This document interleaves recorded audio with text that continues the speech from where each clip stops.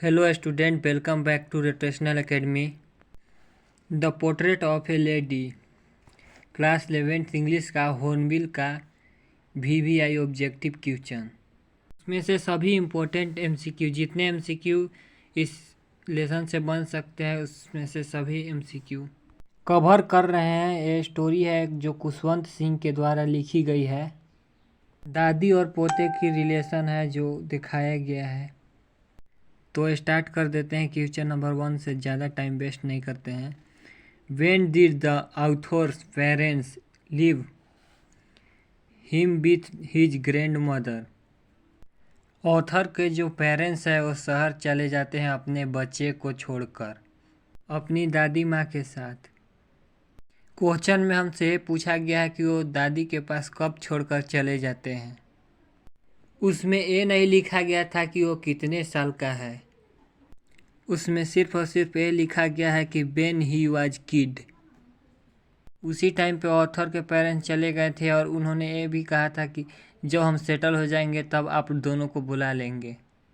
जब वह छोटा बच्चा ही था तभी उससे पेरेंट्स छोड़कर चले गए थे।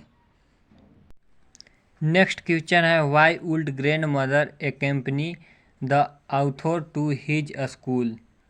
जो दादी माँ थी वो हमेशा ऑथर मतलब उनका पोता, क्योंकि उन्होंने ही ये स्टोरी खुद लिखी है।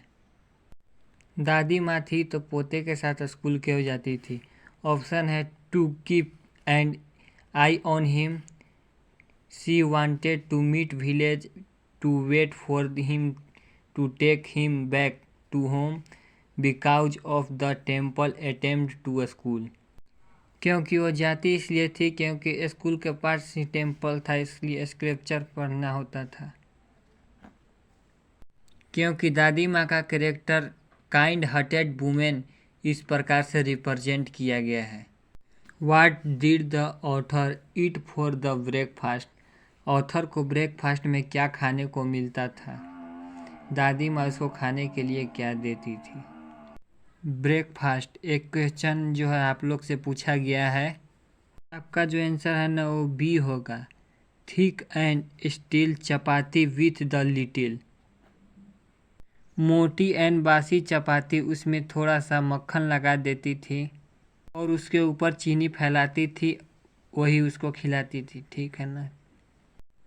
विच animal did the grandmother use to feed in the village. गांव में वह किस जानवर को खिलाया करती थी। जब वह स्कूल छोड़ने जाती थी वापस आते हुए रोटियां लेकर आती थी। जितने भी डॉग्स थे ना उनके लिए रोटियां लेके आती थी। बासी रोटी बच जाता था तो वह लेके आती थी, वह डॉग को खिलाती थी। सी ऑप्शन आपका करेक्ट हो जाएगा। What would the grand mother do in the temple on A daily basis.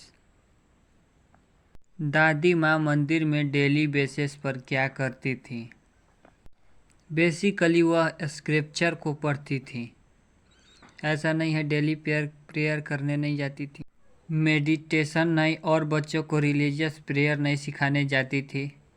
सिर्फ और सिर्फ धार्मिक किताबें जो होती हैं, धार्मिक ग्रंथ जो होती हैं उसे पढ़ने जाती थी। What was the turning point of the friendship between grand mother and the author. दादी माँ और पोते के बीच जो रिश्ता था उसमें टर्निंग पॉइंट कब आया है, बहुत ही इम्पोर्टेंट क्वेश्चन है। जब उनके पेरेंट्स शहर बुला लेते हैं और ऑथर का एडमिशन इंग्लिश मीडियम स्कूल में हो जाता है तो वो एक टर्निंग पॉइंट शामिल हो जाता है जिसमें कि वो एक उन दोनों के बीच में रिलेशन जो था फ्रेंडशिप जैसा वो टूटता हुआ नजर आता है।